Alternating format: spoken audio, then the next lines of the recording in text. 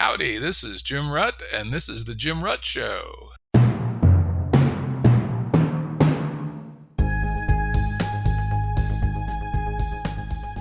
Listeners have asked us to provide pointers to some of the resources we talk about on the show.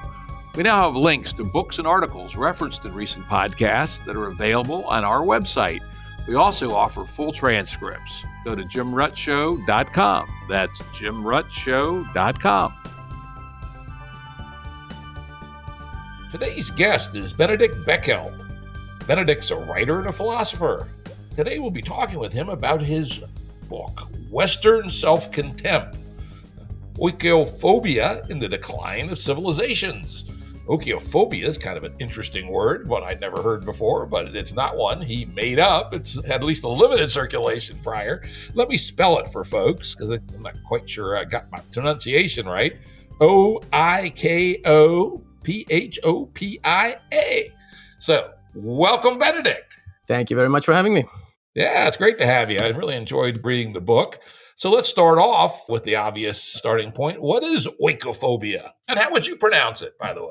Yeah, I would pronounce it oikophobia, just as you did. And oikophobia is a neologism, but it was coined by the late Sir Roger Scruton about 25 years ago.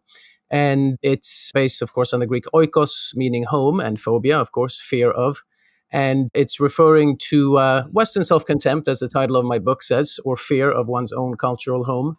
And it's this tendency with which I think we're all too familiar nowadays about Westerners who think that the West is the worst civilization in the world and is responsible for everything that goes wrong. And then also, of course, more specifically, Americans who think that specifically America is the worst country in the world and guilty of all kinds of crimes. And so people who hate their own civilization in one way or other, or look down on it, on its more traditional values and so on, and who think that the rest of the world is superior. And this is a big part of the book. This is a phenomenon that actually occurs and recurs in history. So it's not entirely new. Yeah, and I thought that was actually one of the things that was most interesting for me, was to see that this pattern had been recurring, at least since the Greeks. And we will talk a little bit about some of the things you said about at least congruent patterns that are similar in other civilizations. But mainly the focus will be on the West. The other thing you do, before we move on, you give a couple of examples. One that I thought was kind of relevant was that you talked about a dinner in Rome, almost in the shadow of the Colosseum. And one of your companions, a fellow academic, insisted that oppression and imperialism were the core contributions of the West to the world. You describe this as a perfect example of oikophobia. I thought that was quite bang on that these folks. But I would also point out, and I think this is real important to think about the context of it, that you pointed out this was a fellow academic. Now, I spent a lot of time in the academic world as an advisor on science governance and sometimes actually science itself. And we do find a disproportionate amount of such thoughts in academia. But I think it's also important to realize that, let's say in the United States, the number of people infected is probably less than we think. My own guess is only about 15%. However, those people are very much have captured the high ground of media, culture, academia, governance, etc. So it seems like this value is a lot more. So I think that's at least worth considering. What's your thought about that? Am I crazy or? No, I think you're more or less right. I think the 15% figure you gave is actually a bit optimistic, but otherwise, certainly your identification that it's to a considerable extent an academic phenomenon, I think, is entirely correct. But the reason, of course, oikophobia can vary in degree. I would say it's most extreme, maybe the most radical oikophobes might be just 10 or 15%. But a sort of general movement or tendency toward oikophobia, I think, is much broader and has seeped down into the rest of society at large as well, and isn't just academic. And part of the reason for that is that, of course, it's easier for academics to look down on their own surrounding civilization because they are at the forefront of what's new, of what's revolutionary in philosophy or sociology, whatever their field is, and science. And so they look down on more traditional ways, traditional values. There are many other reasons as well why it's the intellectual elite that becomes oikophobic. And I spent quite a bit of time in the book discussing all the various reasons for this. But the reason I think that the phenomenon has spread beyond the academy is because the academic lifestyle or the access to information and to books, and which all create an illusion of expertise, is something that has gone beyond academia. The more egalitarianism and the more democracy, the more democratization we find in a society, the more people have the tendency of slipping into oikophobia. If someone is, shall we say, a recluse in a small village somewhere and just has his church and his very small local community, there's very little risk that that person will be seduced by foreign ways or be enticed by things that are different from his own civilization. But the more people are exposed to outside influence, which of course in and of itself is not a bad thing, right? I'm an academic myself to a considerable extent, right? So I'm not condemning obviously the pursuit of knowledge and the pursuit of different ways. But the more a person is exposed to those things, the likelier it is to slip into oikophobia and to think that other things, other ways are better than one's own culture. And so since we are living in a society where access to information is becoming more and more diffused, it's also easier for the rest of society, not just the academic elite, to become oikophobic. And so that's why I say that at least when it comes to some traces of oikophobia, I would say it's probably beyond 15%. Maybe it's partly because I live in New York City, so I'm exposed to that more than if I lived in Mississippi, probably. But that's the tendency. You will find, even in casual conversation, especially among young people and not just academics, that they have a sort of knee-jerk reaction that whatever is wrong in the world is probably America's fault somehow. Yeah, and I, of course, live, as my listeners know, at the opposite extreme in the most remote section of Appalachia, in a county with a population density of 5 people per square mile. So, right, okay, yes, very different, yeah. And most of the people here make their living with their hands, farming, logging, construction, etc., or work, in basic government jobs like teaching, snow removal, and the police, right? Not that we have any crime, but we do have a police force nonetheless. Okay, let's go on to the next thing, which I thought was quite interesting, is that you distinguish a continuum from xenophobia on one end and Ochiophobia on the other. Why don't you lay that out for us?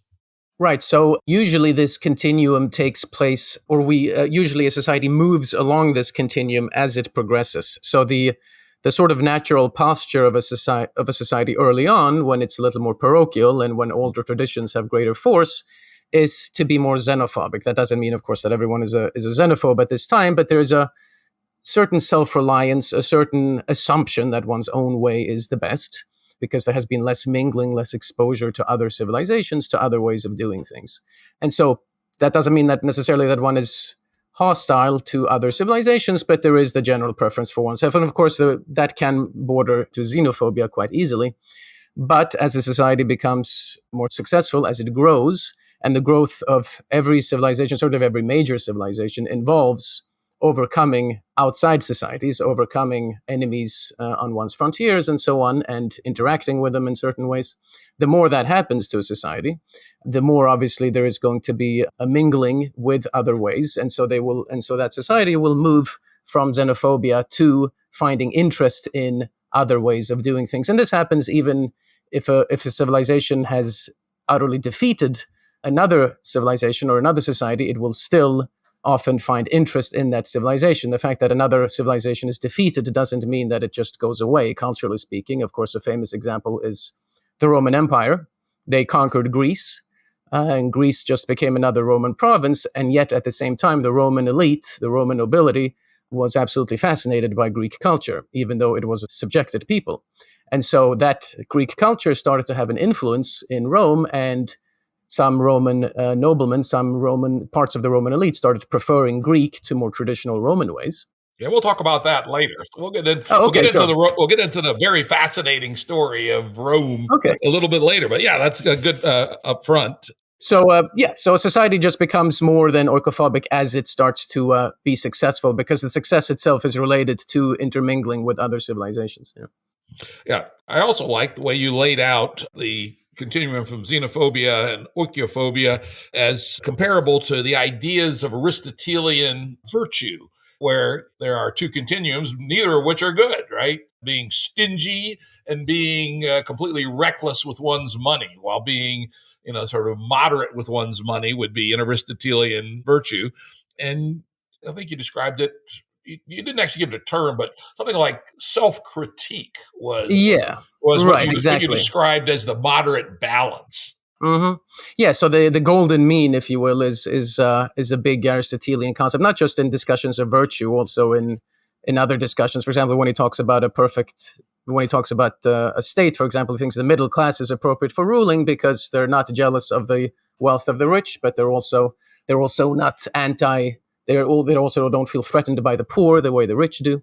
So the golden middle or the golden mean is important in Aristotle. When it comes to virtue, he thinks that basically, and this is in the Nicomachean Ethics, he talks about how something that is virtuous is the, as you said, the middle between two extremes. And so if we look at oikophobia and xenophobia as two extremes, and I think most of us non-oikophobes, the fact that we criticize oikophobia obviously does not mean that we endorse xenophobia.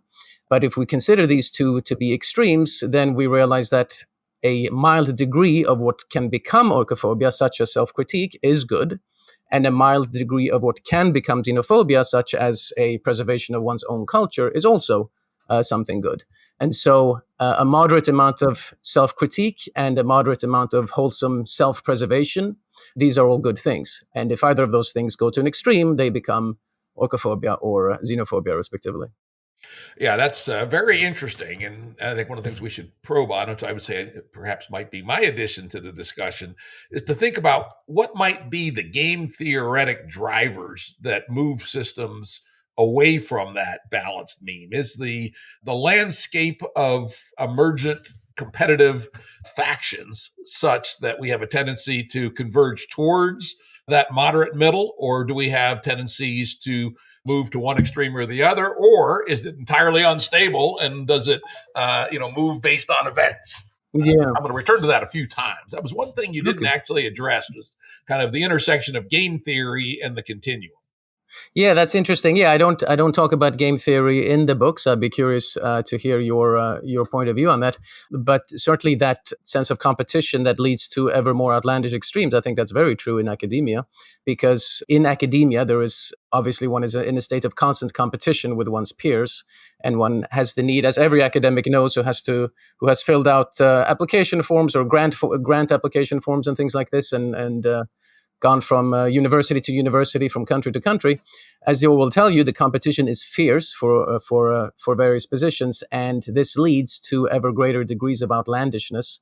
Even, and this is not nothing new, right? Even Thomas Hobbes in the Leviathan, right? I quote him in the book. He says something similar, that because of one's increased level of knowledge and competition with one's peers, one is ever tempted to come up with ever new ideas in order to stand out. And this will lead most certainly to oikophobia. Not just oikophobia, it can lead to extremes in various areas. But I would say that in terms of the continuum, that sense of competition definitely leads to ever more radicalism, as we see in a bunch of different areas, not just in specifically as it relates to oikophobia, but academics have a great ability to take what is something that is fairly plain and simple and make it convoluted and ridiculous. And there's actually a very interesting principle in evolutionary theory, is not well known, that helps drive these extremes. A very interesting insight, which I only heard recently, which is that when a new species comes into being, let's say in biology, it suddenly opens up a new ecological niche, which hasn't yet actually been filled, which is the species to eat that species, right? Mm, Isn't that interesting, right? right.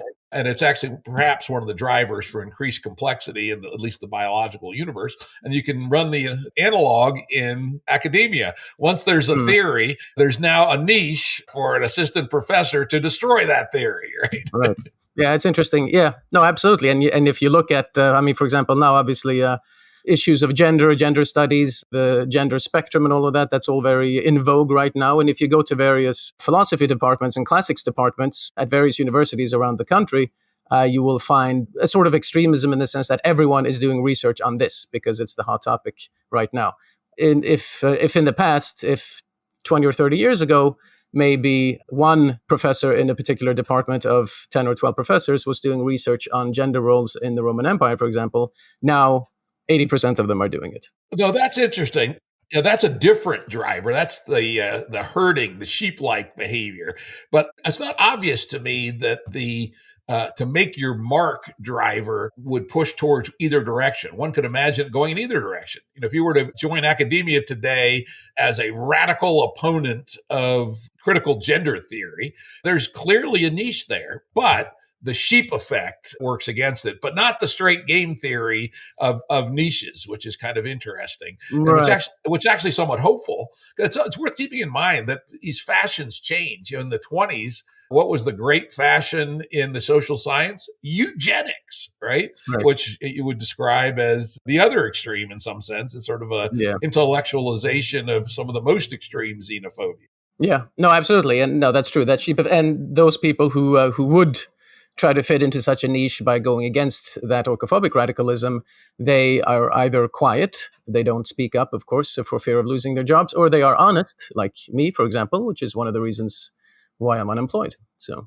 Yeah, it is interesting. And I'm actually involved in a movement to try to return free speech and free inquiry to the university. I was one of the founders of the MIT Free Speech Alliance, and there's now quite a number of these university-based organizations that are pushing back against conformity and intolerance of new ideas. So I think the worm is starting to turn in that dimension as well, but only a little, and surveys we've done indicate that most of the professorate is scared shitless to say what they actually think. Yeah, absolutely. But I do believe it's going to last. It's going to turn quicker than people think, and here's why. Even in the university, I don't believe a majority buy into this suppression and conformity, but they've been terrorized by the DEI commissars and very aggressive, very obnoxious, essentially neo-Marxists, and have been intimidated. And once they realize that there are other people out there that will support them and defend them, I believe even at prestigious universities, it's actually a minority, probably a large minority, but it's not what you would think. And once people realize that this is sort of a false front that's been put on by very aggressive proponents of proto-totalitarianism, I think we may be surprised by how fast that dissolves in academia. It's taken 60 years to build it, and I think it'll take a lot less than 60 years to disassemble it. I hope you're right.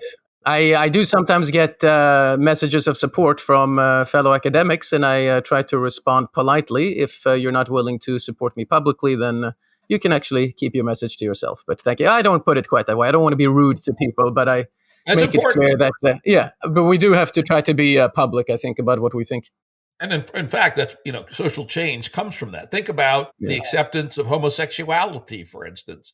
Right. It was actually, the fact that some initial small number of brave and courageous homosexuals came out of the closet, right? And then people said, wait a minute, those people are just fine. I like those people. What's wrong with those people? Nothing. Mm-hmm. And very rapidly, the opinion in our society about homosexuality changed. One of the most radical social changes that seemed to be sincere and deep. It's interesting that there seems to be no taste at all to reverse that change, except in the most extreme folks. Yeah. No, that's a development that I would welcome as well. The fact that homosexuals no longer need to be afraid, in most cases anyway, to publicly be homosexual. But my one issue is that societies in general do tend, at least Western societies, tend to move in a progressive direction. So whereas the opening up of social space for homosexuals is a positive thing, I think that probably happens more easily than a movement in the opposite direction. But I hope you're right. So we shall see. Yeah, we shall see. And again, it's also useful to remember that historically, the artistic and academic elites weren't necessarily oriented in the Ochiophobia direction. Think about people like Kipling or Tolkien or Walter Scott, right? Yeah, absolutely. This may just be a fashion, a trend. We'll see. Yeah, no, it certainly is a fashion, but they still also, those gentlemen that you mentioned, they lived at a time when oikophobia hadn't made quite as many inroads as it has now. But yeah, if one certainly takes a broader civilizational viewpoint and looking at many centuries and not just decades, then certainly, yes, it goes in waves, yeah. All right, let's move on to your first example where you go into some detail. One of my favorites are the Greeks. Why don't you tell us how the cycle from xenophobia, constructive self-criticism to Ochiophobia played out with the Greeks, and take some time doing it.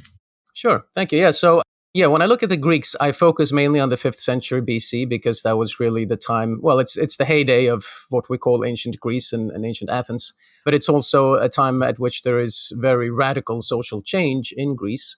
And so, if you go from the Persian Wars in the early 5th century BC, that was a time when Greek civilization faced extinction because the Persians were invading, and of course, the Persian Empire was far more vast and powerful in many ways than the Greeks, or at least it was assumed to be. And the Athenians even had to evacuate Athens, and the Persians burned the Acropolis and all of these things. So that was a time of great civilizational crisis for the Greeks. And when a civilization faces such a crisis, for obvious reasons, they tend to band together, and protecting one's own civilization becomes paramount. And there is very little thought in such a time for a civilization, certainly for the Greeks, to think that their own civilization might be worse, or to think that Persians are superior to them themselves because they're actively fighting the Persians. There can certainly be traitors, of course, in any era, but by and large, the social fabric is such that everyone bands together against an exterior force. And then, of course, the Greeks prove victorious.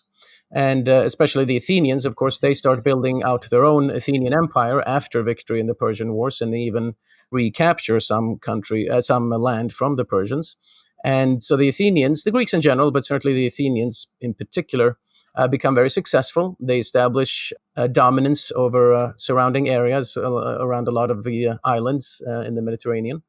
And this newfound power leads to a sense of security, right? Because Athens is so powerful and has such a magnificent fleet that it wouldn't occur to anyone to try to invade Athens, right? Until, of course, Sparta invades Attica in the Peloponnesian War. But essentially, when Athens has established this great sense of security, this great sense of power, there is much more room for intellectuals, especially, to start analyzing their own culture, right?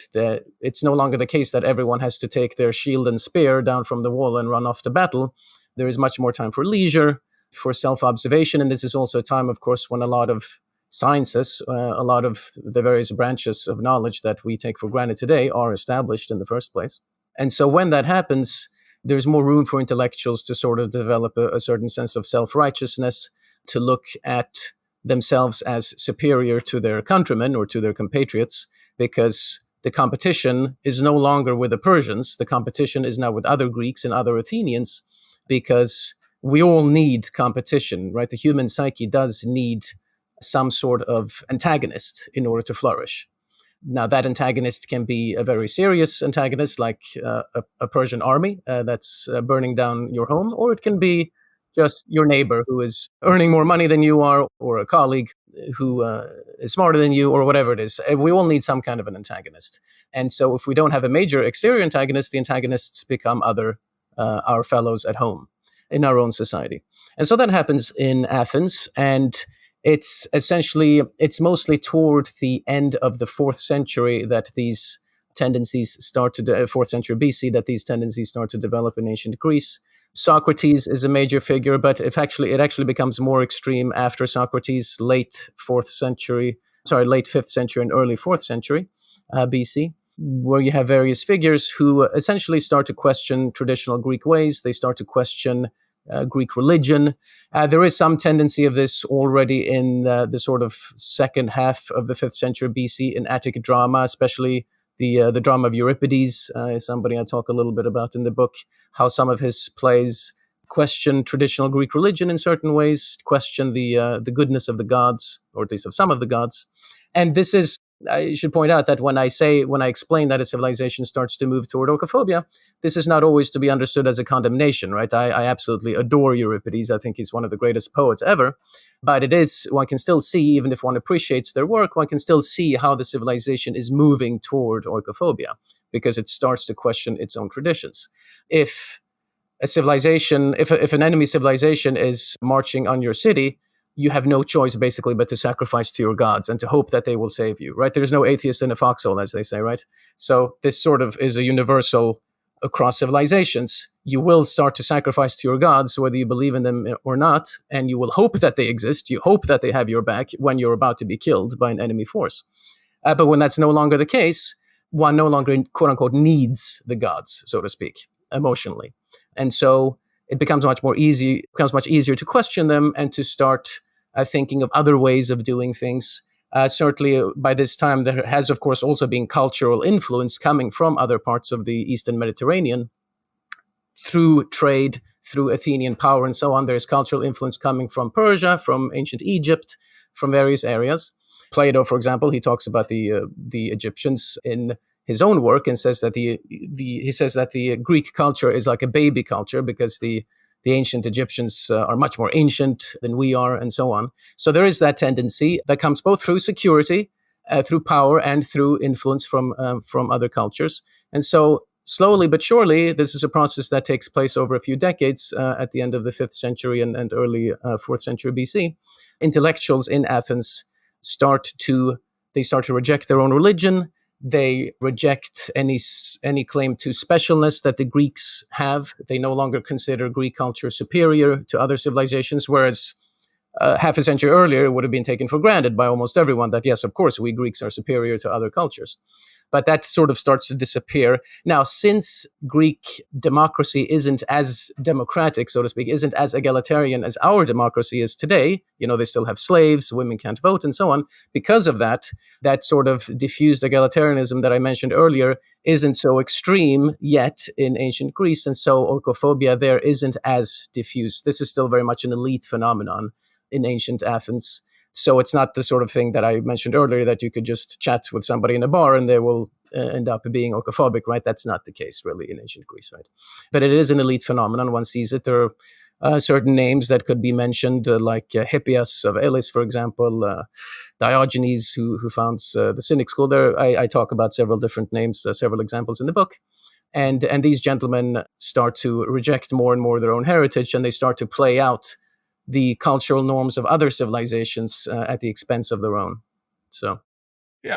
One thing you didn't mention in that run, which I always found interesting, is relationship between Ochiophobia and decadence.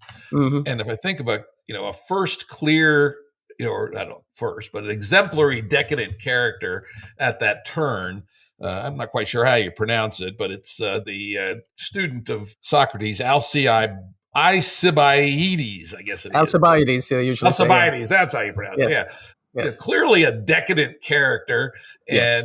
of course led Athens to its disaster, and then turned coat, right? So basically a really loathsome character, but yet apparently brilliant and beautiful and all these things. And it seems to me that the emergence of that kind of decadence is a sign.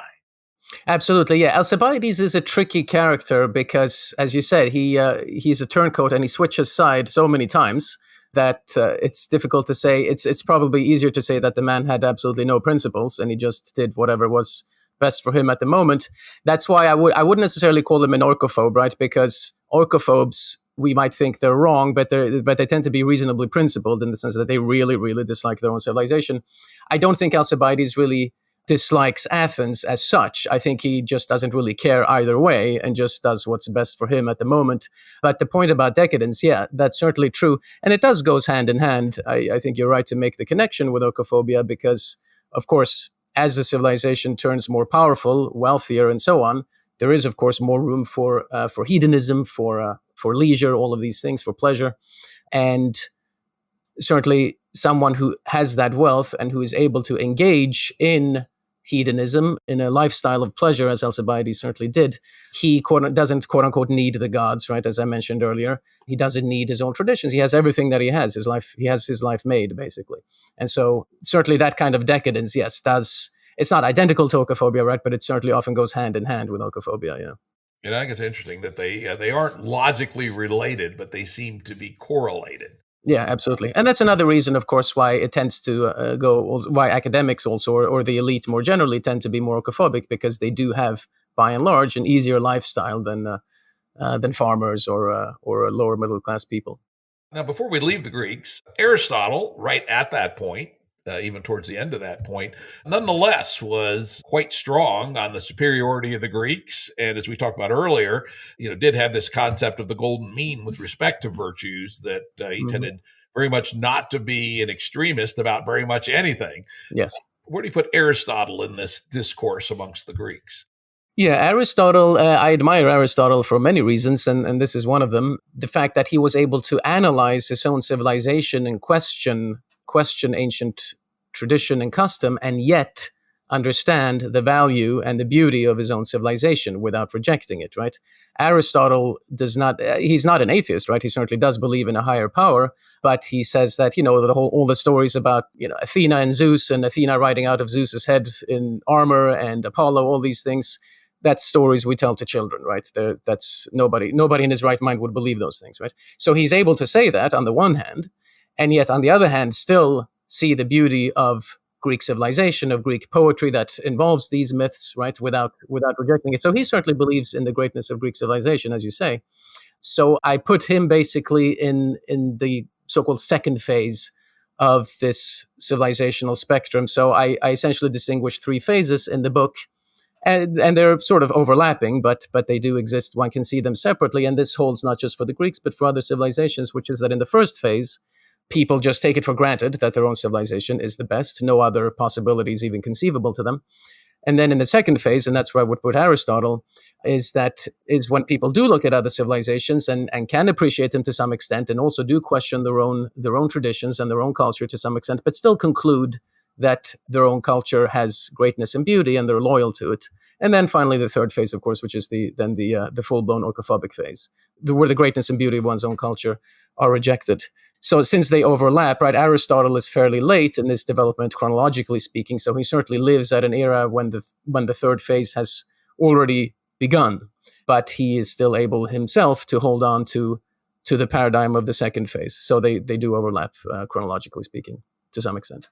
All right, let's move on to Rome. In some sense, Rome was very xenophobic for a very long time.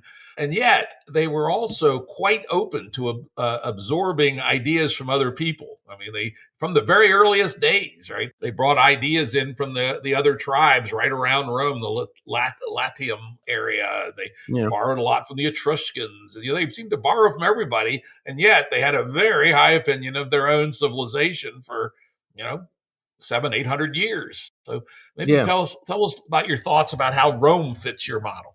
Yeah. So Rome is interesting in many ways. So of all the sort of case studies that I have in the book, the various civilizations that I discuss, Rome is the one where we find, I would say, the least oikophobia. And indeed, as you say, they thought themselves the best for many centuries. And there are various reasons why they have the least oikophobia. They have a much stronger sense of duty, and their society has a much stronger patriarchal model than ancient Athens did. So that's another reason that patriarchy is a bulwark, if you will, against oikophobia. But I still discuss Rome because the tendency, that sort of move toward oikophobia, and in some cases even full-blown oikophobia, is visible in Rome as well, just that it doesn't reach the expression of oikophobia, doesn't become as strong in Rome as had been the case in ancient Athens, and certainly as will be the case in modern times. The Romans, as you also correctly point out, they had a genius really for adopting what was useful from other civilizations. They do this in all kinds of areas really early on. They see something that is useful and then they adopt it. And that's part of how they're able to rise and become the great power of the Mediterranean, because they're not afraid to reject something useful simply because it's part of another culture. And while still remaining, as you say, loyal to their own civilization. But once the part of the problem with Rome, right? So in the late Republic is, first of all, that it becomes too great, too large, simply. So the realm can no longer be ruled effectively. That's how eventually, through a series of civil wars, it becomes an empire, because the realm basically just needs one strong ruler to tie everything together. Factionalism is too strong in the Republican model, and so it becomes an empire. But Rome, both in the late Republic and then certainly in the Empire, has become so powerful that we see again the same pattern of a leisure class being able to question its own traditions.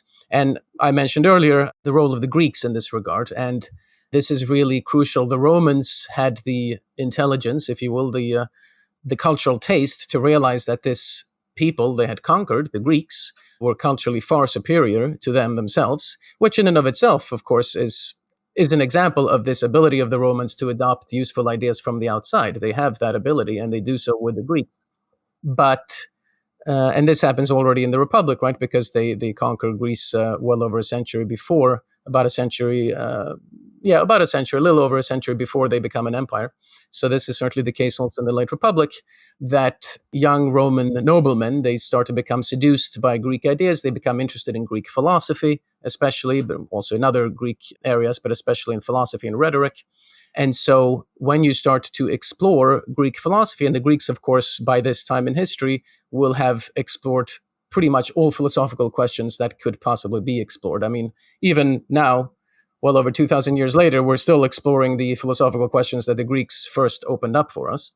And so when that's the case, of course, you have to be open as a philosopher or as a student of philosophy, also in the Roman Empire, you have to be open to the idea of looking at your own tradition objectively and with a skeptical eye. Otherwise, you cannot philosophize. You cannot consider the questions that the Greeks raised, and so that becomes a threat to Roman civilization. And there is a reaction, just like we have a reaction now.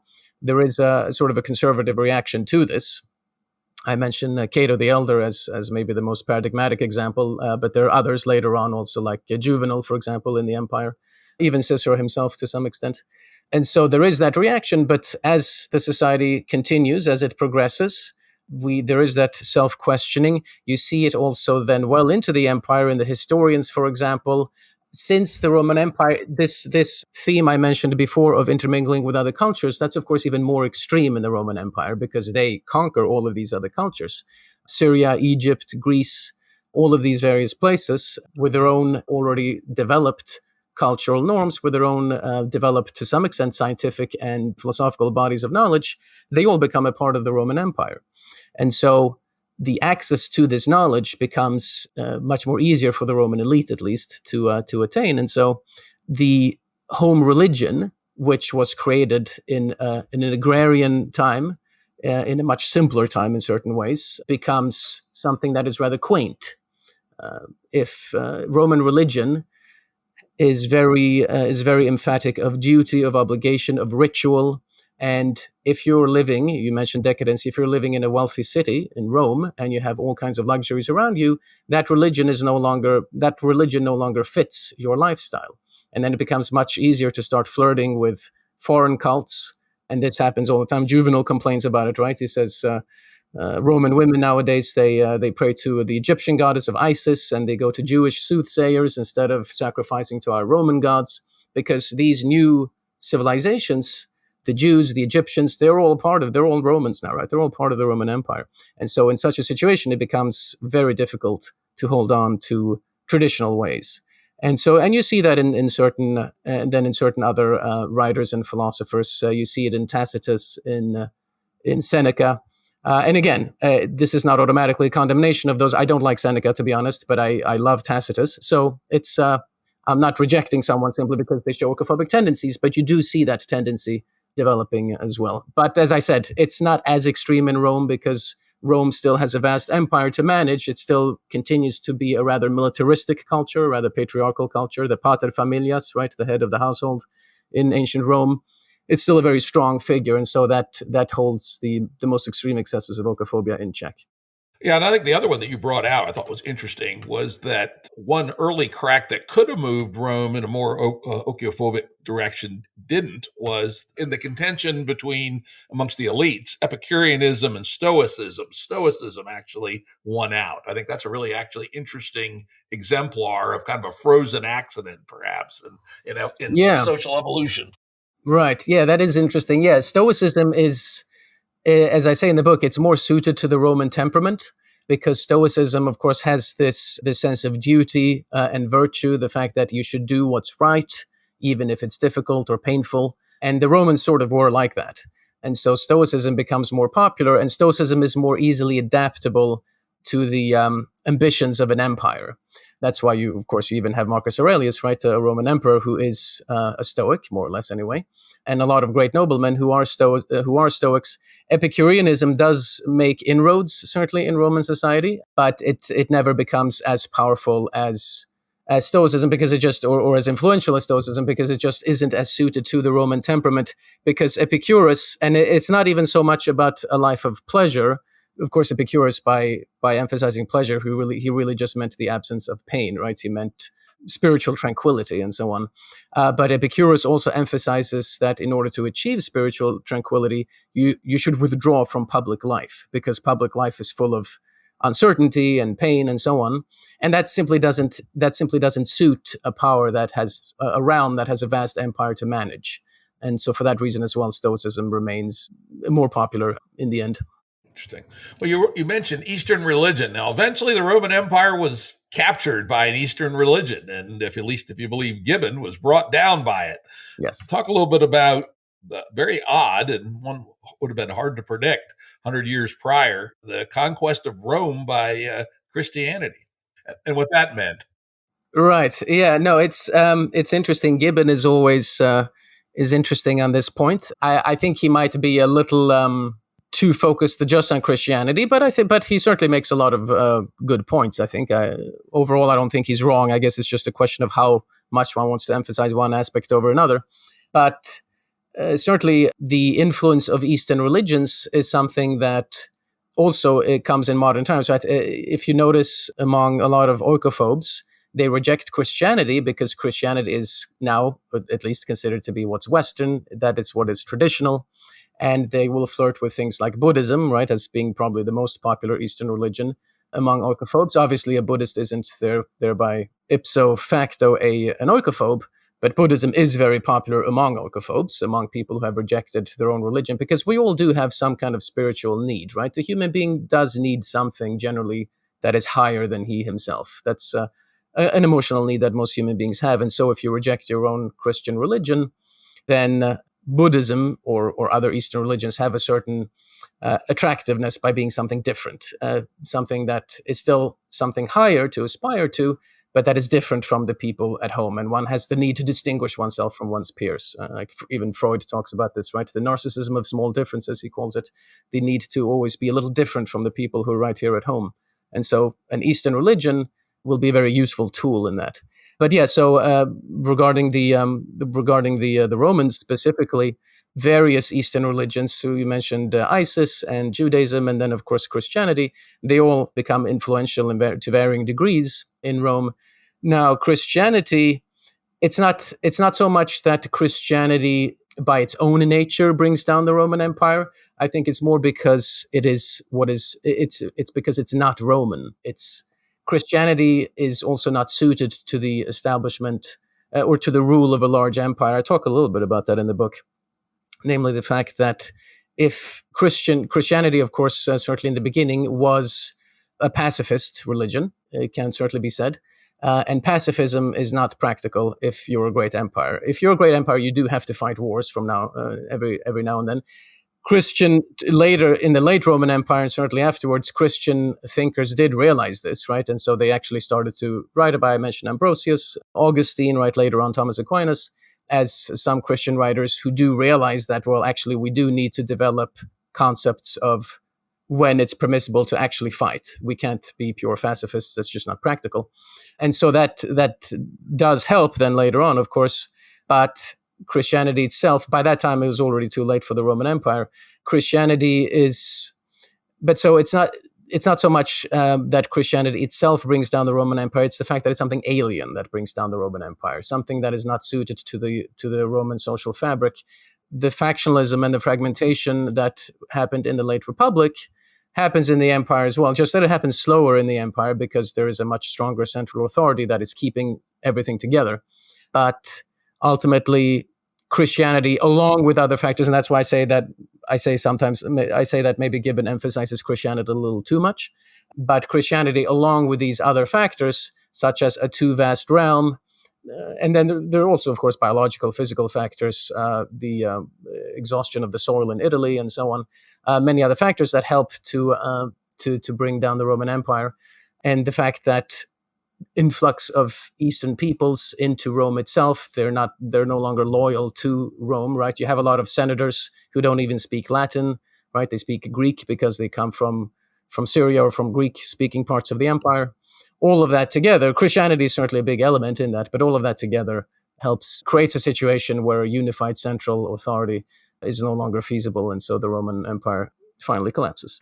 Yeah, though I think I would maybe emphasize, give it a little bit more in Nietzsche as well, right? I mean, Yes. the actual Christianity of Jesus Christ and the early apostles was completely incompatible with the Roman Empire, right? Yeah, no, absolutely. And, Nietzsche refers to it as a slave morality, and basically it was. Now, what's Yeah. so interesting about Christianity is that it has morphed into all kinds of strange things. And then we'll go next to your next section, which is in the West's history, at least, I think what you would describe as the longest non-Ochiophobia epoch, which was the Middle Ages. And here's this very interesting amalgam of this pacifistic, communistic, slave morality merging with warlike, dominant, aggressive, patriarchal Germanic tribes and produced this very curious medieval civilization. Why don't you tell us what you think about that? Yeah, so in Christianity, as you say, it's difficult even to speak of quote unquote Christianity, right? Because Christianity has found so many different expressions according to different times and places. But the people who succeed the Roman Empire, right? They are barbarians, essentially, as you say warlike tribes. I mean, they are barbarians, but they become Christianized, and they then lay the foundation slowly of the modern West. But the reason why we don't have oikophobia in the Middle Ages is more economic, I would say, than anything, because you don't have. I talked before in relation to Greece and Rome about the importance of a sense of safety and security and wealth and so on as catalysts of oikophobia, because you need to have those things in order to have the leisure and the access to knowledge required to question your own civilization. Those things don't really take place in the Middle Ages, right? Most people are illiterate, right? So the access to knowledge is very limited. Mostly it's just people living in monasteries and so on who are able to read and write. And you don't have strong central authorities, which means that there aren't strong cities, strong civilizations that can protect their citizens, where people have the leisure to engage in self-critique. And so those are really, I think, the main reasons why we don't have oikophobia in the Middle Ages. Christianity itself, of course, develops in such a way that it becomes easier to manage an empire or a state, even with Christianity as a religion. As you said before, Jesus himself would not have been a very good Marcus Aurelius. I think he would not have gone on campaigns to conquer Germanic tribes and so on. But I think those are the main reasons we don't have oikophobia in the Middle Ages. Christianity morphs from having been something subversive and pacifistic in the Roman Empire, it morphs into the traditional and the established, and indeed, obviously, in many cases, the violent. And now, in fairness, one has to say that a lot of course, the violence carried out by Christians is in direct contravention of most Christian philosophy. I think that should be said. Nonetheless, certainly, even philosophically, more justifications for violence do develop in Christianity. That's certainly true in the Middle Ages. But so Christianity takes on the role of what it had helped to overthrow. Christianity becomes that which is traditional, that which is established, and so on. So the subversives in the Roman Empire were the Christians, and now it is the traditionalists who are the Christians, and the subversives are yet other Eastern religions, for example, such as Buddhism, and not only, but other influences from other civilizations. It's quite interesting that the equivalent of the intellectuals are kind of under the gun in the monastery, right? Which is, again, probably wasn't designed, but the result makes it relatively unlikely for the free thinkers to develop amongst the intellectuals, though a few of them did, as we know, but not very many, right? And they were generally found out and burned at the stake fairly rapidly. Exactly. We have our own modern version of that today, slightly less violent, but also Twitter. quite silencing, Twitter. Yeah. Though the nice thing about Twitter is you can just say "fuck those people," and that's my advice to academics or anybody else that comes under attack by the Twitter mob. Is there's absolutely nothing that says you can't raise your two middle fingers and just say "fuck you." I do not care, and I'm sure I'll have reason to remember that in the future. Yeah, it's certainly my response. I really don't give a shit if a bunch of wokies want to scream and yell "fuck them." Hear that, wokies? And Yeah. We'll see how. Hopefully they'll help. As long as, well, of course, one won't even be able to shout that because Twitter will probably cancel one's account. yeah, though Twitter's not bad as long as you stay away Yeah. from certain hot buttons, but Right. which I don't like the fact that they do that. But in Yeah. this space, no one's going to kick you off Twitter for arguing about Ochiophobia. Right. No, that's probably true. That's well, at least now because most people haven't heard the word. Maybe if the Twitter overlords start catching on to the concept, maybe they'll crack down. We'll see. Interesting. Now let's move into a little bit more a generalization of this idea of. I think about sort of this space where you got freedom and pluralism versus not, and you have religion versus skepticism, and somehow those things are a field in which Ochiophobia or xenophobia is either upregulated or downregulated. You want to speak to that? And yeah, I think because you do talk about those in various places that more freedom tends to lead to more Ochiophobia, et cetera. Hmm. And more religion leads to less Ochiophobia in general, et cetera. Right. What's that dynamic look like? Yeah. So, and this is part of the reason why I also say that I'm not always condemning oikophobia. I mean, I do condemn oikophobia basically, but I try to take a little more nuanced view to it because there are aspects to oikophobia or to the development of oikophobia that I think are basically positive, but that of course the human being or the human society does not know the golden mean, right? To go back to Aristotle once again. So society always goes into one extreme or other. But, and I say this because, of course, many aspects of freedom and of the development of freedom in a society are things that I myself appreciate. I myself, obviously, am a beneficiary of freedom of speech and so on, as we all are. But the more you have of that, the more freedom you have, the more freedom of speech, the more, as I said before, the more access to knowledge, but also the greater your ability to blare your opinion out loud, the easier it becomes for that society that has those things to lapse into oikophobia. You're not going to have a lot of oikophobia in North Korea, for example, right? There might be people who secretly dislike their situation in North Korea, but they certainly can't talk about it out loud. And a people that is genuinely oppressed or that genuinely doesn't have any freedom generally doesn't even know that it doesn't have those things. A genuinely oppressed people usually doesn't realize how oppressed it is. And so the fact that everyone today talks about how oppressed they are means that they're not oppressed. Because usually genuine oppression means that you don't even have the ability to think in such patterns. And if you're genuinely oppressed, you don't want to be oppressed, but everybody wants to be oppressed today. It's a status thing, which shows that indeed they are in fact not oppressed. But so the more freedom you have in a society, to get back more specifically to your question, the easier it is for everyone to self-question. You always have the more intellectual room you have to move to flirt with other opinions and to engage in discussion with other people, the more subversive you can become. Once again, a reason why we have more oikophobic subversiveness among academics, because they are the ones with the loudest megaphones, usually not just academics, but journalists, people who have large media followings and so on, have platforms. They are the ones who have the greatest freedom to speak. They are the ones who can show their specialness by self-questioning. There's nothing interesting in just confirming what has always been the case. You show that you're different. You show that you're special by saying that, well, I actually am above all these things that you other people prefer, all these traditional parochial norms and customs and so on.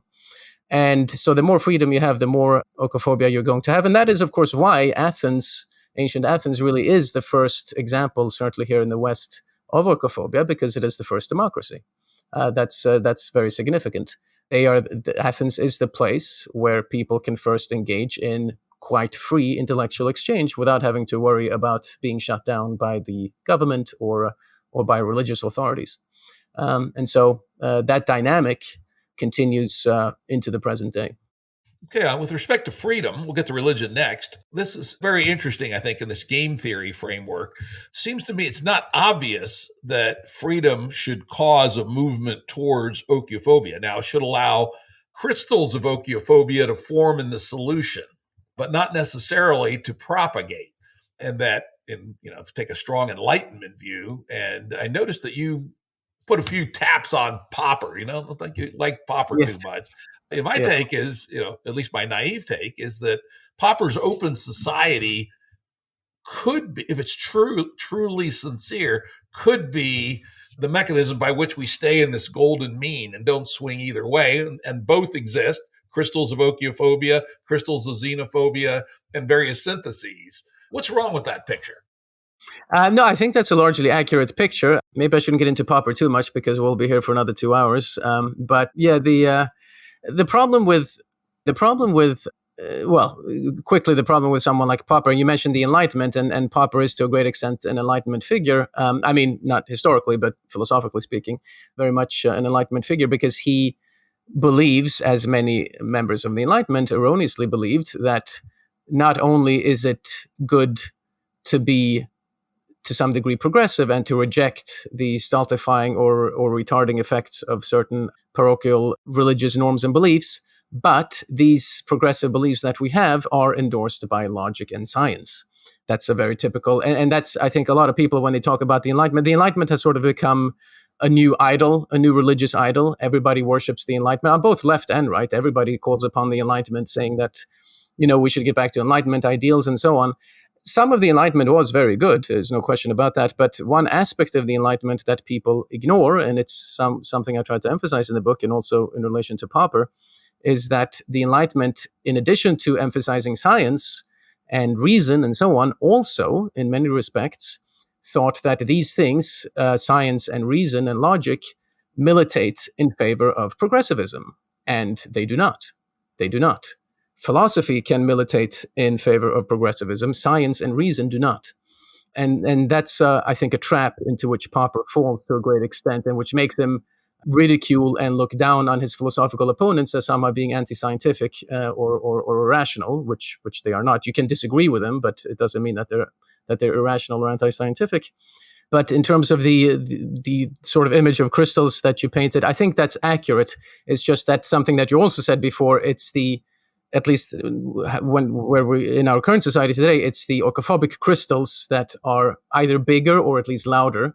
They're more visible than the xenophobic crystals. And of course, the reason for that is that, as we said before, if the academics and the elite, the journalists and the urbanites and so on, if they're the ones who are oikophobic, they're obviously the ones who have access to the largest megaphones. And so if you travel to your part of the country, obviously a different picture would emerge certainly from where I live. But we don't hear as much from them. And certainly foreigners who are looking in at the United States don't hear as much from them. And so the oikophobic crystals, I think, are more troublesome for that reason. And again, it's also the fact that xenophobia exists before oikophobia. It then continues and exists alongside oikophobia once oikophobia has come around. But oikophobia, I think, takes the cultural upper hand, and you see that in the political development of the country as well, because even the quote unquote xenophobic crystals, or even the reactionaries and people who are strongly on the right and conservatives or so-called conservatives, they tend, if you compare them with conservatives from 100 years ago or even from 50 years ago, they are not as conservative by and large. So the entire structure itself has moved to the left, which means that even though we have opposing crystals in this mix, they are not exactly what they were half a century or a century ago, or even 20 or 30 years ago. Yeah, clearly cultural liberalism has won, right? Yeah. Young conservatives still want to have sex and smoke dope, right? Most of them. I mean, exactly. There are some extremes that don't. And, again, the question is that a good idea or a bad idea? It's, or is it just driven by hedonism? It's an interesting question, but we're not going to we don't have time to answer. I would love to have that discussion sometime, but not today. Yeah.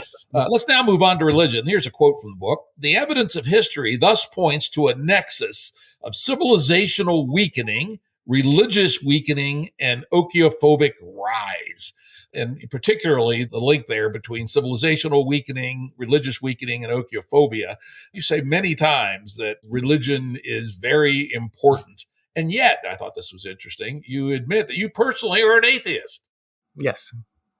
Yeah, so it's and that goes back to what I said before. One reason why I admire Aristotle, right? He was able to question his own religion and his own the religious and cultural traditions of his own society, while yet seeing beauty and greatness in those things and remaining loyal to his civilization. So that is, I guess, I would say a fairly good description of me in this particular context. So I was raised religious actually, but I rejected religion as a teenager, and as you say, now I'm an atheist. But if we look at history and if we look at our own society, I think there's absolutely no question that religion serves a purpose. And then, of course, some people will say that that's condescending and say, well, you say that religion is good for you people. I'm above it, right? I don't believe like in Voltaire, right? Voltaire says, right, I exactly. don't believe, but I want my lawyer and my servants to be Christians so they won't Right. steal my spoons. Right, exactly. Yeah, classic Voltaire. But my answer to that is that it doesn't really matter if it's condescending or not, because I mean I'm a philosopher, right? I'm not a politician. My or a pundit for that matter. My goal is not to gain voters. My goal is to get as close to the truth as I can in my work. And even if I don't believe anything, a particular thing myself, there's no question that religion is a boon. Not all religions are the same, but religion, certainly here for us, Christianity and to some extent Judaism, they are a boon for our society. I say to some extent Judaism since that's a minority religion, but Christianity is a boon to society because by and large, it keeps us non-oikophobic. It keeps us appreciating our own heritage. So when religion is rejected, there is a weakening of you in that quote you mentioned, right? There's a nexus of religious weakening and civilizational weakening and oikophobic rise. That's because religion and civilization, they go together, because every civilization, without exception, as I also talk about in the book, is religious in its founding. Some people say the United States is not a Christian nation, right? Officially, it might not be, but there's absolutely no question that the United States in the beginning was much more God-fearing and much more Christian than it then became. Anyone who says the opposite is, I would say, I was about to say is a revisionist, but you sound like you're maybe not agreeing entirely. Yeah, no. And I actually have a little section here to talk about that. So yeah, let's talk about it Oh, I now. see. Okay, so we get, okay, So fine. we can talk about that right now. Okay. And with respect to the common people, I'm not sure, actually. An awful lot of people on the frontier seem to be relatively indifferent to religion. They had Indians to fight and ground to scrap out, et cetera. And they weren't very religious, high rates of out-of-wedlock birth, all kinds of things. In the cities, maybe less so. Right. But the founders of the United States, and let me back up a little bit. My position, I'm an Enlightenment guy. I'm putting the Enlightenment flag down. I fight for the Enlightenment against both the alt-right and the neo-medievalists, as I call them, on the right. What's the guy, Dare? That's the big guy on that. And certainly the postmodernists on the left, right? Who you say that the left adheres to Enlightenment. I say if you go past a certain point, you go 3 clicks past Joe Biden and you get into postmodern land, those people are no longer my people. Those are no longer Enlightenment people. And I will stand firm with my knives and my guns to fight for the Enlightenment. And I got plenty, as regular listeners know, right? And I would say that America was a high Enlightenment experiment. Mm-hmm. People like Jefferson. Here's another point. We actually had non-Christian presidents. John Adams was a non-Christian. Jefferson was a non-Christian. Madison was an outright atheist, right? So we had 3 non-Christian presidents in a row in the early days. We haven't had a real non-Christian president since, with the possible exception of Abraham Lincoln, whose religious beliefs are, he was certainly a non-Christian. Whether he's an atheist or not is unclear. And then the question is, what do you think of a Quaker? Is a Quaker a Christian or not? If you count Quakers, then Nixon was a Christian. If not, then you'd say not. But anyway, in the early days, being non-Christian was not a bar at all to being president of the United States. And I would say it depends a little bit on what you mean by non-Christian. I think if in those days someone had come and said outright that he's a Buddhist or a Muslim, I think that would have been a very different story. Certainly true that some presidents and some founding fathers in general took their religion very lightly, and some rejected it outright. But I do think that it's as a politician, though, I would say that overall appeals to God and so on, to a higher power and to a level of spirituality that we still have to some extent in the United States today. I think we're still much more common in those days than they are now. I don't know. I mean, I happened to read an interesting poll recently that said that 95% of Americans would vote for a black person. I think 94 a homosexual for president, but only 63% for an atheist and only 45% for a Muslim. And so it's, But I don't think that would have been different in those days. And in fact, I mean, atheism is on the rise in this country. I mean, we have more atheists today than we did 100 or 200 years ago. So I think to some extent it's maybe a question of appearances a little bit. But so yeah, but like I said, it depends on what you mean by non-Christian. But yeah. Yeah. And, in terms of the idea of religion is indispensable for, society, said by the atheist, right? Yes. Yeah, often, that's, what's often known as the noble lie, right? Or I like to make it. Yeah, well, I don't believe in the noble lie for a philosopher, right? I mean, Plato talks about the Platonic lie or the noble lie as a philosopher. He says the philosopher king has to lie to his people. I mean, as a philosopher, I always say the truth. I mean, or what I believe, what I hope is the truth. And that's why I say openly in the book that I'm an atheist. But yeah, certainly a politician might have to engage in a noble lie. But it's again, I don't I don't flatter myself to thinking that most people will ever know of my book anyway. So it's probably even if I tell the truth as far as to the best of my ability, I think it's probably pretty harmless because most people won't know. I more cynically refer to the noble lie as the Santa Claus argument. Santa Claus actually does make 4-year-olds good in November and December, Right. but Yes. it doesn't make Santa Claus true, right?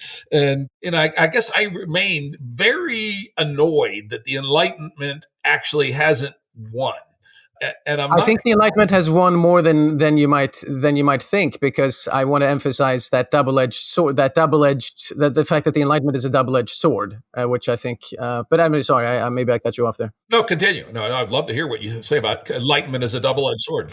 Right, because I mean, well, as I alluded to before, I mean, there are aspects of the Enlightenment which you celebrate and which I certainly celebrate with you. The emphasis on science and reason, and the fact that received tradition shouldn't be accepted simply because it's received tradition. I think those are all noble things, and certainly something that's also very important to me personally, as someone who myself have gone from religion to being an atheist. Of course, in that respect, I am in a way a child of the Enlightenment.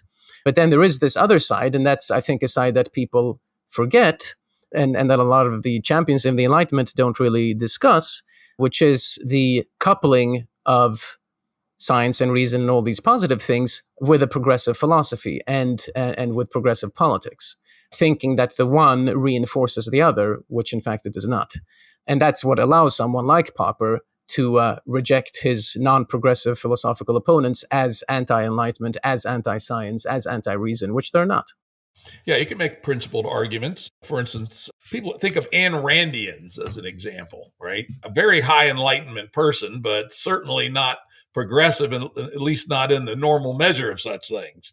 And there are some people in the people like Curtis Yarvin. I don't know if you know about him, but he's an interesting neo-reactionary character. I had him on the show a couple of weeks ago where we talked about his advocacy for monarchy in the United States, for instance. Oh, yes, I see. I'll take a listen to that. Yeah, he's in some ways an Enlightenment guy and comes to some rather reactionary outcomes that become quite popular, actually. I strongly reject that part of his philosophy, and we argued quite a bit, but there is plenty of space in the Enlightenment. And there's another idea floating around these days. Two people have both been on my show multiple times, John Vervaeke and Jordan Hall, and they talk about the religion that is not a religion. Vervaeke is both a philosopher and a cognitive science, and is very knowledgeable about the history of Western philosophy and pretty knowledgeable about Eastern philosophy as well. And he comes to the view that there is a giant hole in particularly the educated elites that looks like religion. But his point is it doesn't have to have any supernatural attribute, that we can design social systems or evolve. You don't really design social systems, but you evolve social systems that fill the needs, the cognitive needs that are filled by religion, particularly meaning and defining what meaning actually is, and not just having it handed down from some authority, in ways that are generative and coherent in society in the way religion is, and has many of the things like rituals and psychotechnologies, et cetera, that religions typically have, but minus all the supernatural elements. That strikes me as maybe an interesting way forward to actually fulfill the stalled Enlightenment project. Right. Yeah, I would have to know more about the details of his particular project. My instinct maybe is to be somewhat skeptical of that. I mean, similar things have been tried in the past. I mean, you think of someone like Comte, for example, the French positivist, right? They basically tried to establish, or Jeremy Bentham even, a religion of positivism. But I think Comte was probably the more extreme version, a religion of positivism, where celebrating all these, having basically a ritual of science and reason and these things. I think the supernatural element, and I don't want to emphasize it too much because in the book I also talk about the fact that a lot of atheists who reject religion, they think that religion is just about the supernatural and believing in some old man in the sky, which is of course a very vulgar and cheap understanding of what religion properly is. Religion, to a great extent, is also about the distinction between the sacred and the profane. However, the supernatural component is still, I think, quite important. And I think the supernatural component, because as I mentioned before, human beings generally need something above themselves. They need something higher to aspire to. And the most obvious candidate for such a thing is the supernatural, right? That doesn't mean that it's absolutely necessary. And certainly there are many individuals who can manage without it, without slipping into decadence or hedonism or anything like that. But I think for the great mass of people in a society, my suspicion would be that if you discard the supernatural element entirely, you'll be playing with fire. But that's probably as far as I can go without having seen the details of his particular project. Yeah, I'm actually going to have he and Jordan Hall on the show sometime in the fall. They're going to go deep just on religion that's not a religion. That should be an interesting way to get on that. Yeah, I'll make sure to listen to that. Do you have about another 20 minutes or so? Yeah, certainly. Okay, so we'll not have to do a quick wrap here. One of the things I found quite interesting and totally new, and actually, it expanded my brain, so it was worth reading the book for this alone, is the distinction you made between Ochiophobia of cultural relativism versus the Ochiophobia of positivism. We've just touched on this a fair bit, right? Right. With the sort of the positivist, I would argue, overreach on the Enlightenment, because the Enlightenment does not entail positivism, I would argue. I think you would agree. But I'm not sure I would agree, actually, but yeah, go ahead. But certainly one of the tendencies that came out of the Enlightenment was positivism. So anyway, why don't you make the argument for the two different kinds of Ochiophobia and how they're related and not related? Yeah, no, actually, I'm very happy to hear you ask that question, because in my previous conversations or discussions about the book, I don't think this element has really been touched upon. And as you say, I actually do think that this is one of the most important aspects in the book, those two opposite tendencies of oikophobia, the one relativist and the other positivist, but that they basically meet, they're opposite and they go away from each other, but then they sort of come around and meet again in the end because they have the common goal of tearing down one's own civilization.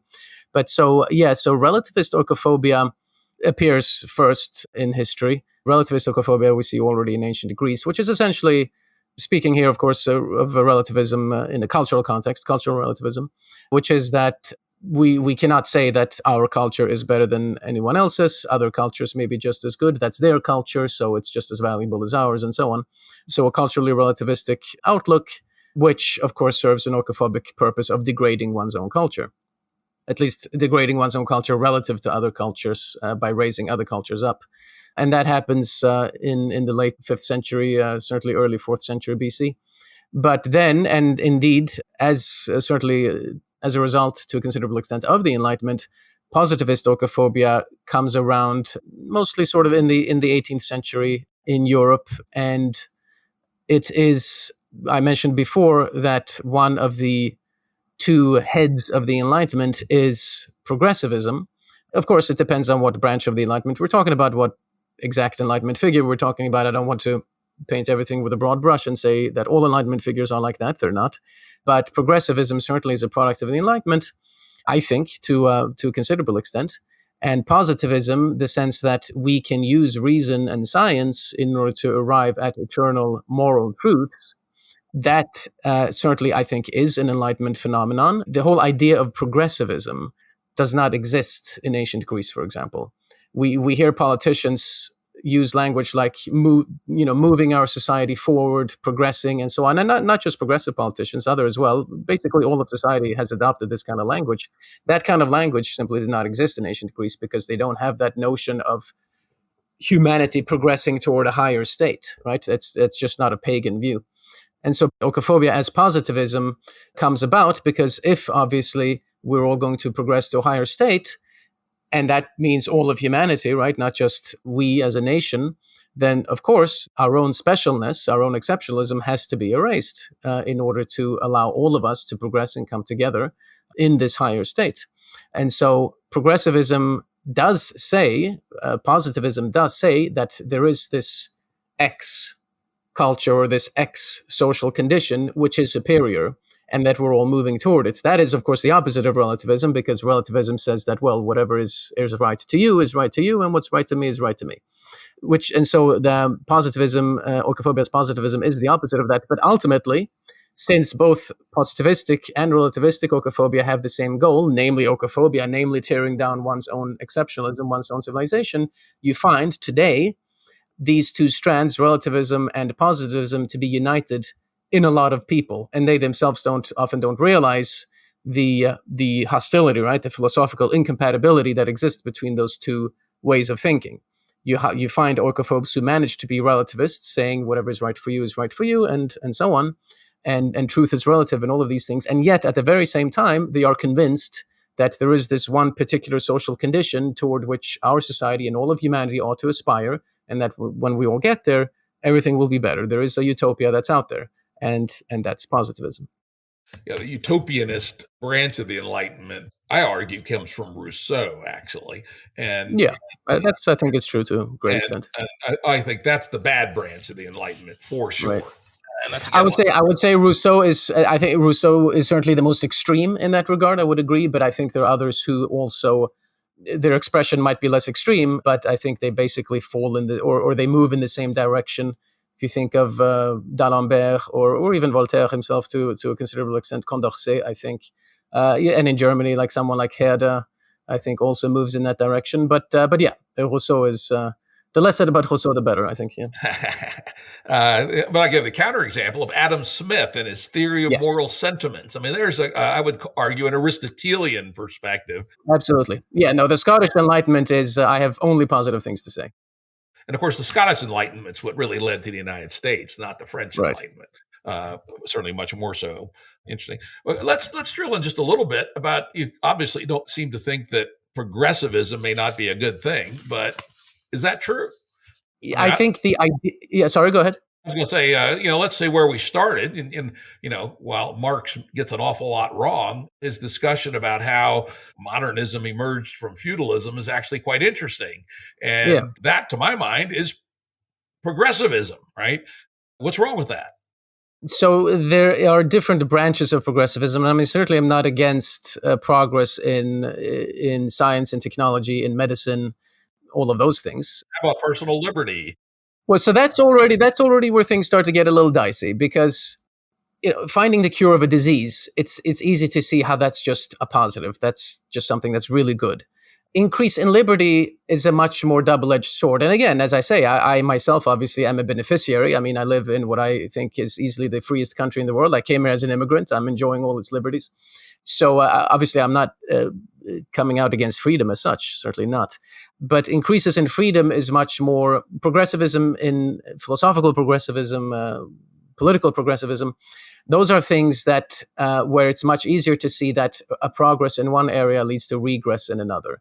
I mean, we mentioned decadence before, right? The more freedom we have, the more comfort and so on, the more decadence will also come. And this is not therefore to condemn freedom, of course not, but it is to say that everything in life is a trade-off. Maybe not everything in life, but certainly philosophically, politically, everything is a trade-off. There's a lot of trade-offs. Anyone who denies trade-offs is living in a fantasy world.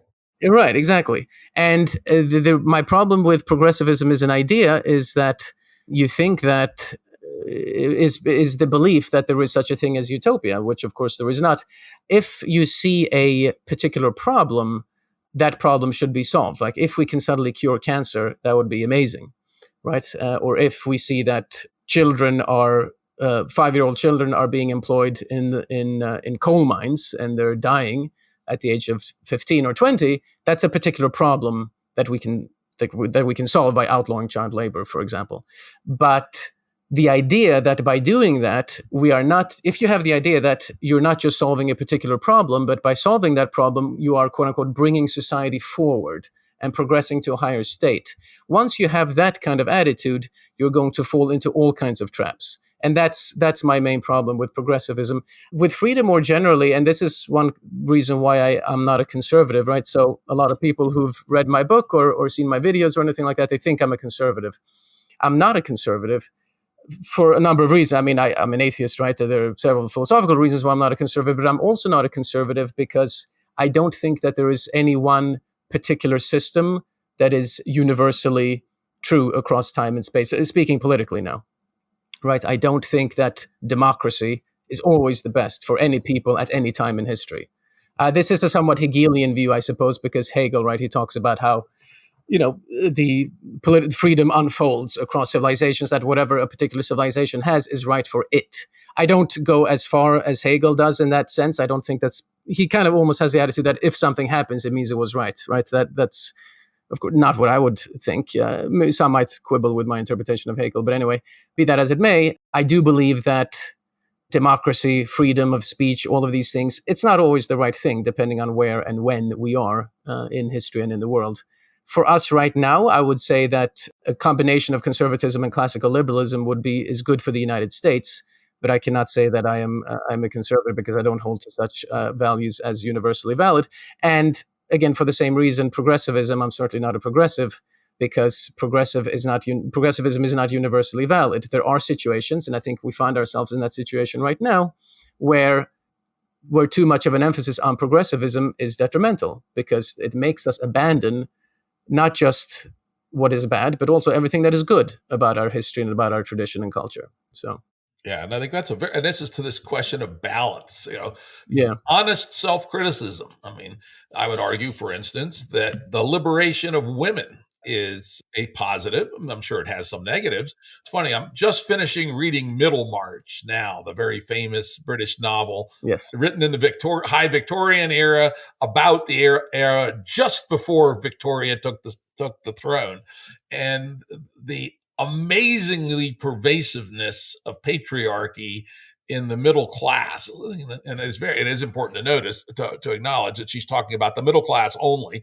We know that the nobles and the working class had different models, but in the middle class, from, say, an independent surveyor up to a landed gentry but non-titled, patriarchy was so deeply in the soul of men and women that it was just thought to be right, in the same way an even stronger form of patriarchy was the case in the Roman Republic. Seems to me a waste of 50% of human potential.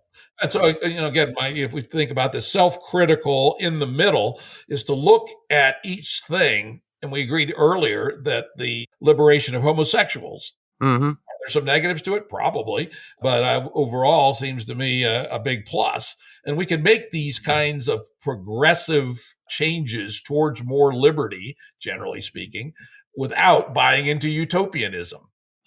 Yes, I think to some extent that's true. But again, I would say it depends a little bit. I mean, if you had a very strong women's liberation movement in the early 5th century BC Athens, as the Persians were coming marching, I think it would have been an unmitigated disaster. So what I can say at most is not that I'm a feminist or anything like that. And of course, different people mean different things by feminism. But what I can say at most is that I support women's liberation now, right, in the United States in the 20th century or 21st century. But also, to touch on another subject, we human beings as a society, certainly on a mass level, are incapable of doing everything in moderation or going up to what can be considered a salutary point. If we find something good, such as women's liberation, we, of course, have to take it too far. And, of course, that leads then to certain extremes. Now, to the point that women should be liberated even from their very biology. It's considered to be unfair or unjust or undesirable that women are the ones who bear children, for example. And so human beings being what they are, I think, and again, and that's why another reason why I'm not wedded to any of these ideologies very strongly, because I think I see how they all are taken to noxious extremes. And so, of course, most people in the world that are closest, the people in the world who are closest to me, they're women. And I've been a teacher in many countries, on many continents. One thing that's pretty much universally true across cultures and social classes is that the women, by and large, the females, tend to be sharper than the boys or the men. Certainly more mature. So there is certainly no room for misogyny in my worldview, but I still cannot say that I think women's liberation is an unmitigated good, even though I support it within a certain socio-historical context. And within limits. I'm with you. I Right. consider myself a feminist, but when pushed, I say I'm a second wave feminist. Right. I believe there should be no barriers to women doing whatever they want, but there should also be no expectation that the number of Marine Corps infantry sergeants is going to be 50% male and 50% Exactly. female ever. It ain't going to happen. And I love the example from your own original home country of Sweden, probably the most gender egalitarian country on earth, actually has a higher percentage of male engineers and female nurses than the United States does. Yes. Which is an interesting, that's an interesting point, because if you are fully free, if you let women be women and men be men and do whatever they want, you are going to see a certain sorting taking place, because men and women are just not the same. They don't have the same preferences. Exactly, and that the fact that 0.1% of Marine Corps sergeants are women is not a bad thing. Mm. It's just a very unusual thing, and to expect 50% of women to want to be Marine Corps infantry sergeants is just nuts. But as you point out, there are people who are nuts in that regard, and that's an example of non-Aristotelian moderation, I would say. Yeah, no, absolutely. No, I agree. I see that similarly. Yeah. So I guess I just want to push back on this anti-progressiveness, because I think there are a Right. lot of positive changes that can be made in society as long as you don't swallow one of these holistic utopian ideologies, Right. with the bathwater. And I often point out to the highest Enlightenment document wasn't any of the French encyclopedists or even Adam Smith, but was Jefferson and Madison's Statute of Religious Liberty in Virginia in 1885, before the Constitution.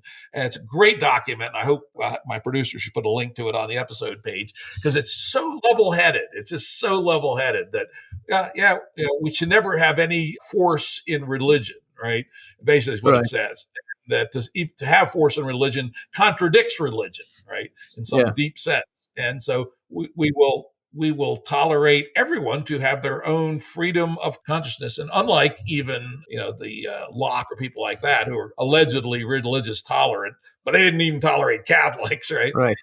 Madison and Jefferson went whole hog, right? Right. Hindus, Jews, Buddhists, atheists, whatever, Yeah. right? No, Not I love Locke's religious tolerance. You can do whatever you want as long as you're not a Muslim or a Catholic. Yeah. But my problem, though, is that you say they're very level-headed, and I agree. I mean, I'm second to none in my respect for the founding fathers. I mean, some more than others, but by and large, certainly.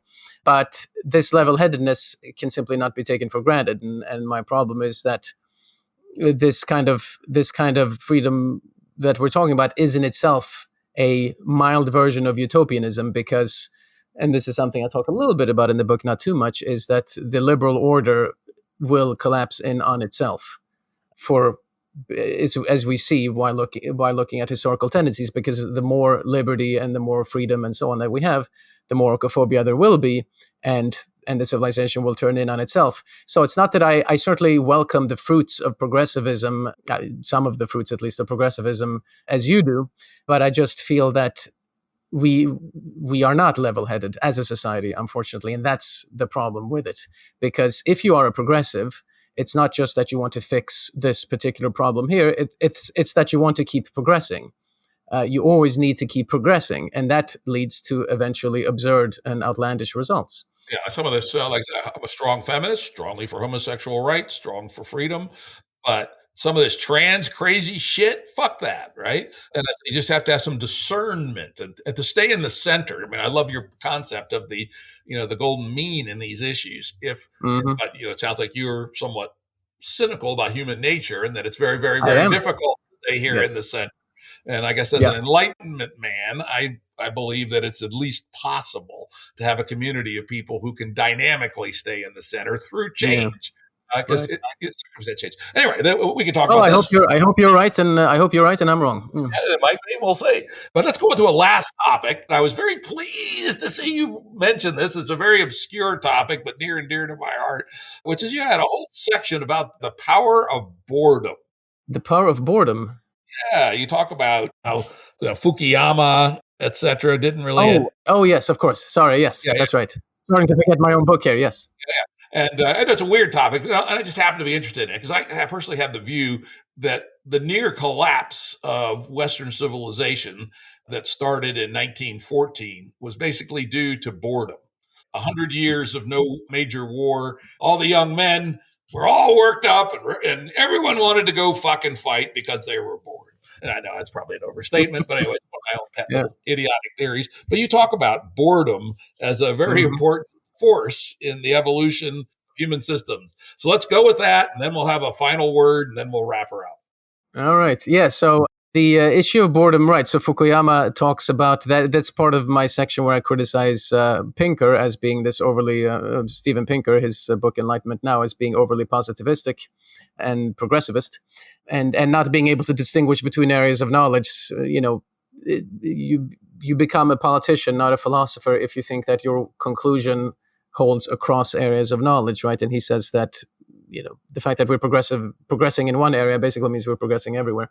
And he criticizes Fukuyama for this. That's how I get into the topic, because Fukuyama, I think rightly, I have my other problems with Fukuyama, but I think he certainly rightly points out in his book, The End of History, that if you have too much boredom, you don't have a war to fight, you don't have anything particular, religion is declining, and everything is just sort of all right, that boredom will then make the next generation go against its own civilization, or he doesn't exactly put it that way. I'm putting it now in more oikophobic terms, but will make young people fight against the state that established their boredom, that established the safety and wealth and security that leads to boredom.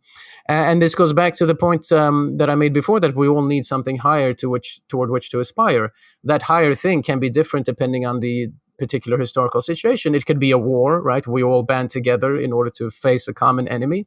It could be religion. We worship a god together.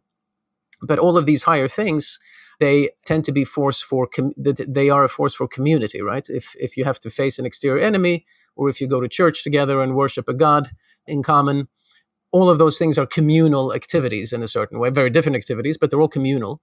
But if you don't have any such thing, if you don't have anything higher, all you have is your own immediate person and your own physical surroundings that you interact with, then you will get very bored. Now, Pinker takes this too literally, and he thinks Fukuyama basically means someone who's literally bored and just is sitting with his head in his hand and has nothing to do.